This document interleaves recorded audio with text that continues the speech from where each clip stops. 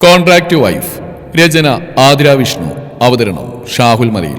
Editing Shereej Poonoor. നിർമ്മാണം PNR creations.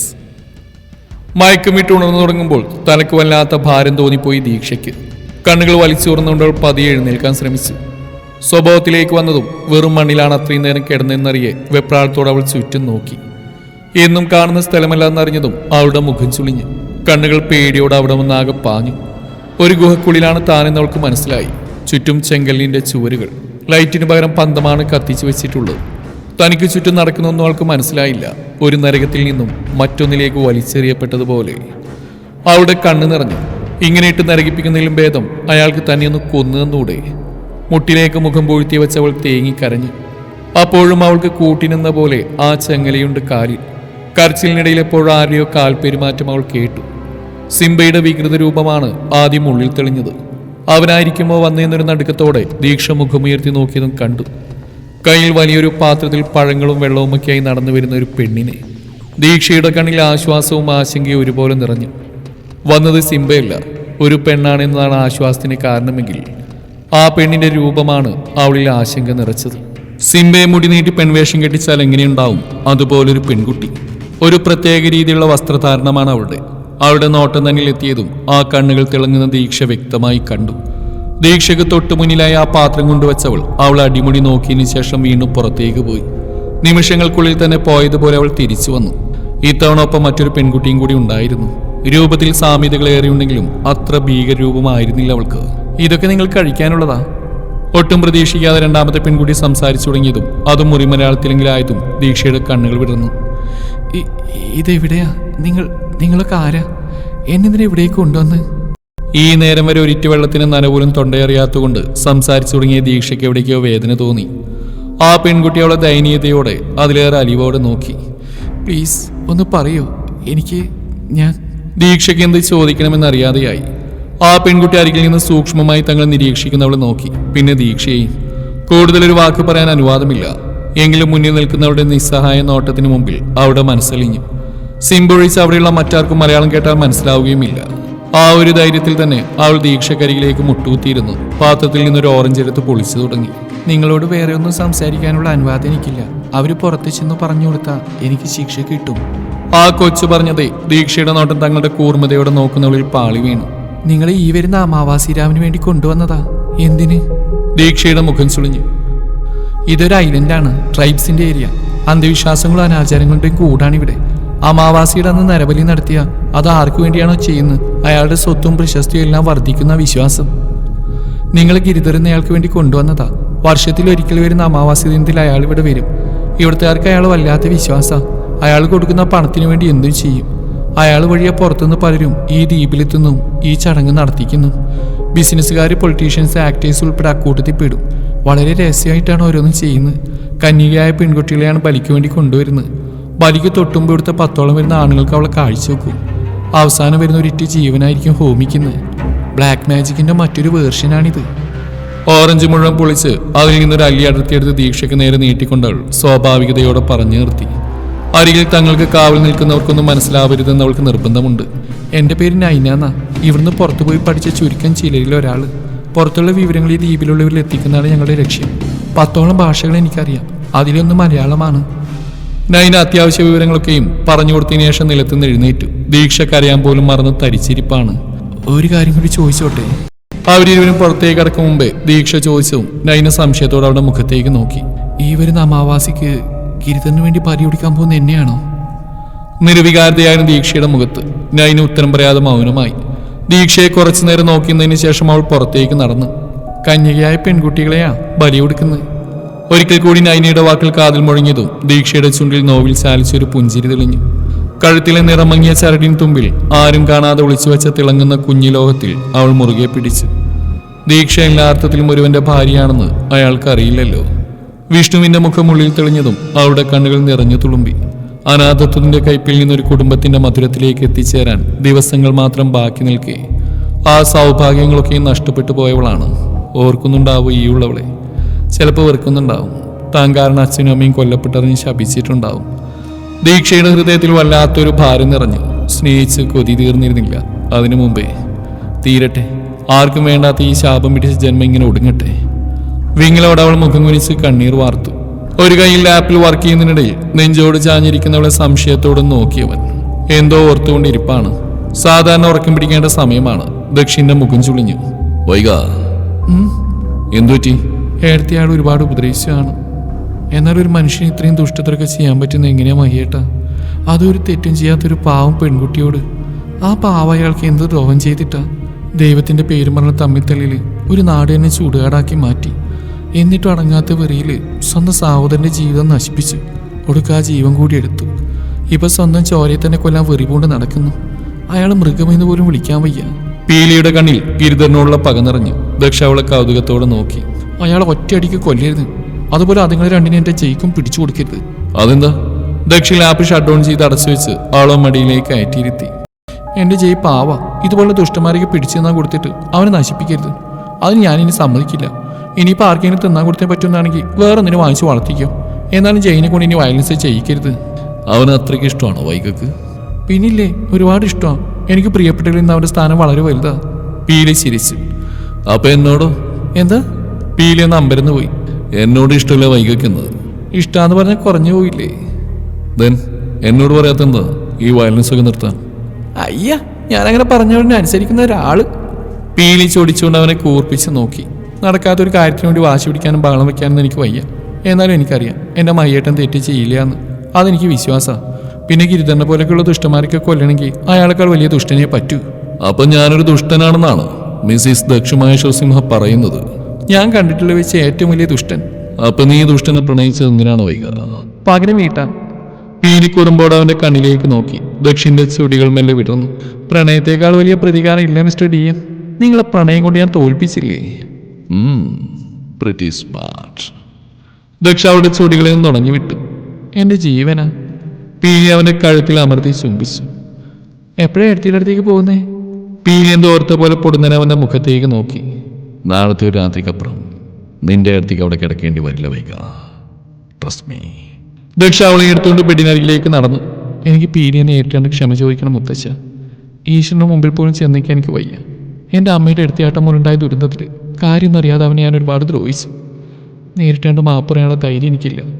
അതുകൊണ്ടാണ് പീലിയെ കാണാമെന്ന് വിചാരിച്ചു. ഫോണിലൂടെ ദക്ഷയുടെ വാക്കുകൾ കേൾക്കെ സംസാരിക്കുന്ന അവൾ തന്നെയാണോ എന്ന് വിശ്വസിക്കാൻ പോലും മന്നാടിയർക്ക് പ്രയാസം തോന്നി. മോളെ, നീ തന്നെയാണോ ഇതൊക്കെ പറയുന്നത്? വിശ്വാസം വരുന്നില്ലേ മുത്തശ്ശന്? സത്യങ്ങൾക്ക് അറിഞ്ഞു മുതൽ വല്ലാത്തൊരു കുറ്റബോധം എനിക്കുള്ളിൽ. സത്യം പറഞ്ഞാൽ വലിയമ്മയും അച്ഛമ്മയും ചേർന്ന ഇത്രയും വിഷം എൻ്റെ ഉള്ളിൽ കുത്തിവെച്ച പോലും. സ്വസ്ഥമായി ചിന്തിക്കുമ്പോൾ എൻ്റെ തെറ്റൊക്കെ എനിക്ക് മനസ്സിലായി മുത്തശ്ശ. ഇനിയെങ്കിലും ഈ വാശിയും വൈരാഗ്യമൊക്കെ അവസാനിപ്പിച്ച് തിരിച്ച് നാട്ടിൽ വന്ന് എനിക്ക് സ്വസ്ഥമായിട്ട് ജീവിക്കണം. നന്നായി മോളെ. കുറച്ച് വൈകിയാണെങ്കിലും മോൾക്കെല്ലാം മനസ്സിലായല്ലോ. ഞാൻ നാളെ തന്നെ അവിടേക്ക് വരാം. നമുക്ക് ഒന്നിച്ച് പീലി മോളെ കാണാൻ പോവാം. മനാടിയാർ സന്തോഷത്തോടെ പറഞ്ഞുകൊണ്ട് ഫോൺ വെച്ചതും ഇപ്പുറം ദക്ഷയുടെ കണ്ണിൽ പകയെരിഞ്ഞു. വൈദ്യയുടെ കരച്ചിൽ വീണ്ടും കാതിൽ മുഴങ്ങും തോറും ദക്ഷിണെ നരകം കാണിക്കാനുള്ള പക അവളിൽ നിറഞ്ഞു. പ്രണയം നഷ്ടപ്പെടുമ്പോഴുള്ള വേദന എന്താണെന്ന് അവന് അറിയാൻ പോവാ വസു. അവൻ പ്രാണനായി കൊണ്ടുനടക്കുന്നവളും അവൾക്കുള്ളിൽ കിടക്കുന്ന നിന്റെ ജീവനും എൻ്റെ കയ്യിൽ കിടന്ന് പിടയും. ജീവനോടെ ഇരിക്കുമ്പോൾ തന്നെ അവളുടെ വയറ് തുറന്ന് അവൻ്റെ കുഞ്ഞിനെ ഞാൻ പുറത്തേക്കെടുത്ത് കടലിൽ തള്ളുന്ന അവൻ കാണണം.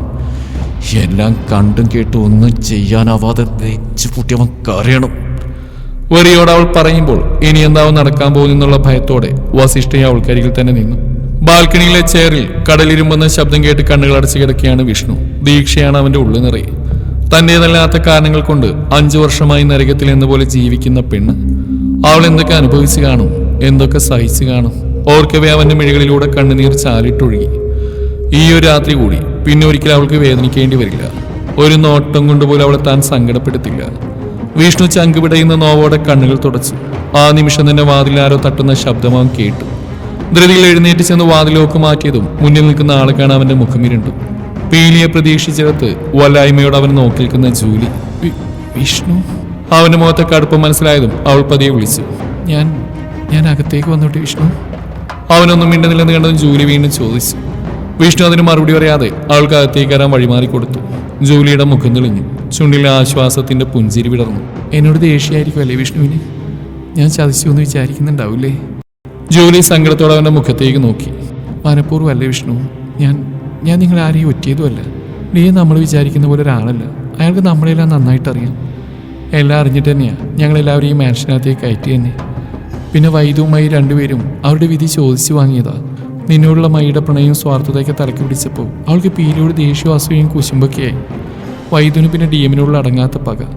അവർ രണ്ടുപേരും കൂടി ചേർന്ന് എൻ്റെയും വൈദ്യുവിനെയും വാക്കുകൾ കേൾക്കാതെ പീലിയെ കൊല്ലാൻ നോക്കി.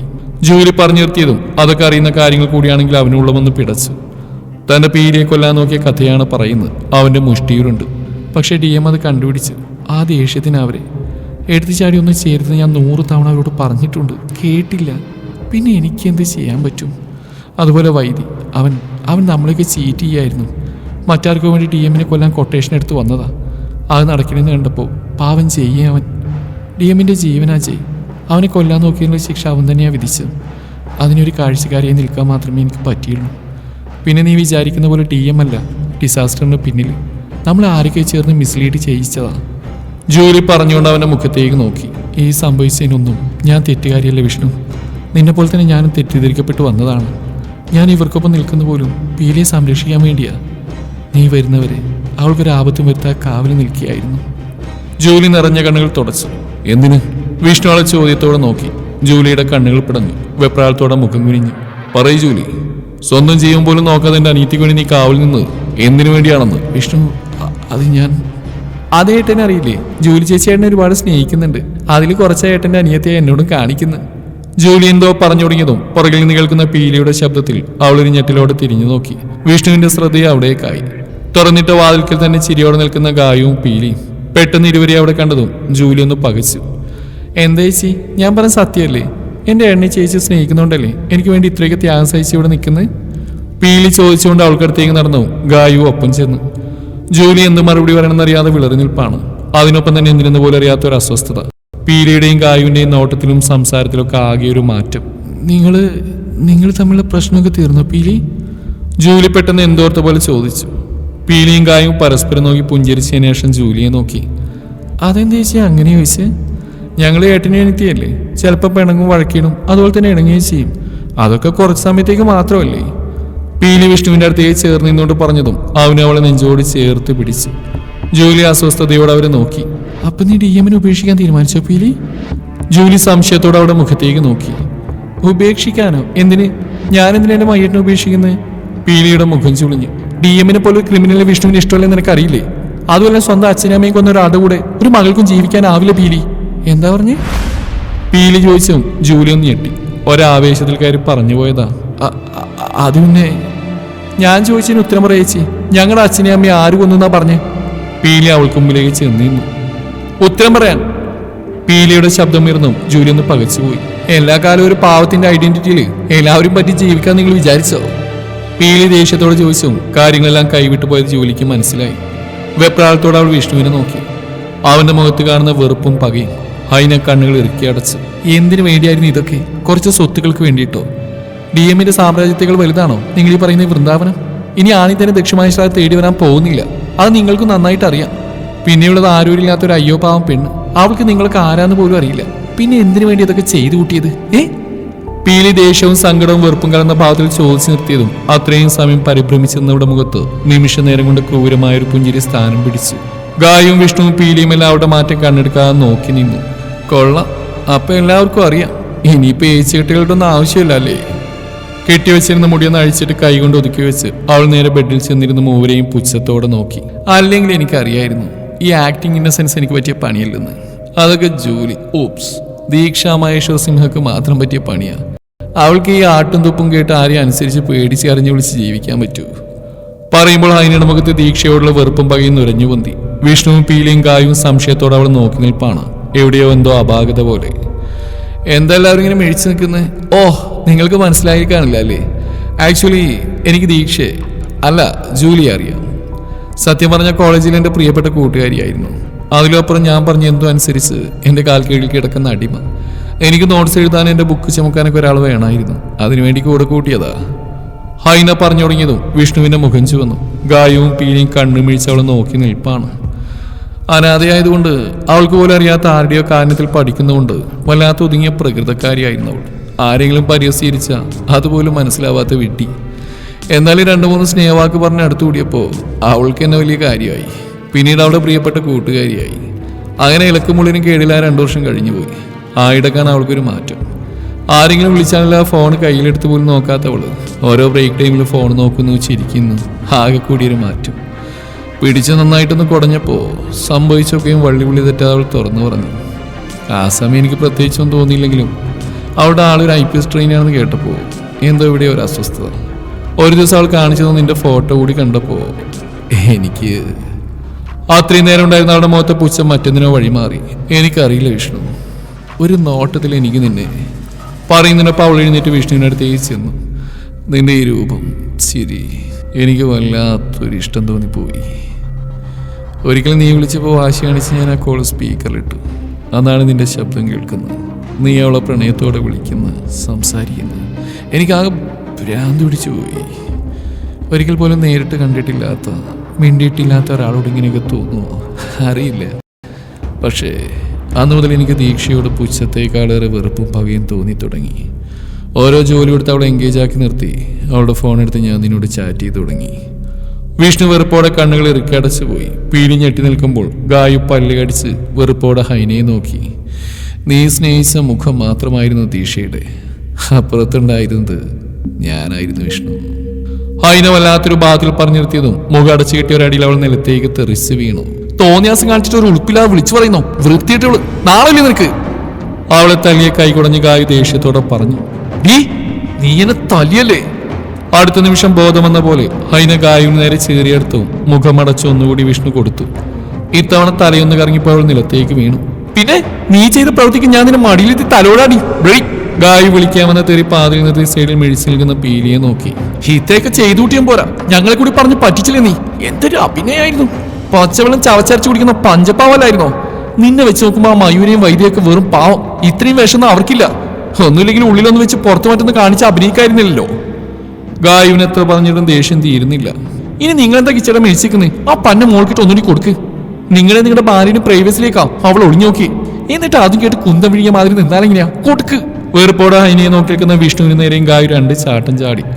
അടുത്ത നിമിഷം സ്വബോധം വീണ്ടെടുത്തുകൊണ്ട് വിഷ്ണു ഹൈനയ്ക്ക് നേരെ തിരിഞ്ഞു. അത്ര നേരം ഗായുവിനുള്ള ദേഷ്യം നിറഞ്ഞുന്നവരുടെ മുഖത്ത് വല്ലാത്തൊരു പുഞ്ചിരി വിരിഞ്ഞു. നീ എന്നെ തല്ലിക്കോ വിഷ്ണു, നീ എന്നെ തല്ലിയാൽ ഇനി കൊന്നാലും എനിക്ക് സന്തോഷം തന്നെയാ. അതിനുവേണ്ടിയാണെങ്കിലും നീ എൻ്റെ ശരീരത്തെ തൊടുവല്ലോ. വല്ലാത്ത ആസക്തിയോടെയുള്ള വാക്കുകൾ കേൾക്കെ അവൾക്ക് നേരെ ഒങ്ങിയ കൈ അവൻ അത്രയും ദേഷ്യത്തോടെ ഭിത്തിയിലേക്ക് ആഞ്ഞടിച്ചു. തുടരും ഈ കഥയുടെ ബാക്കി ഭാഗം നാളെ ഇതേ സമയം.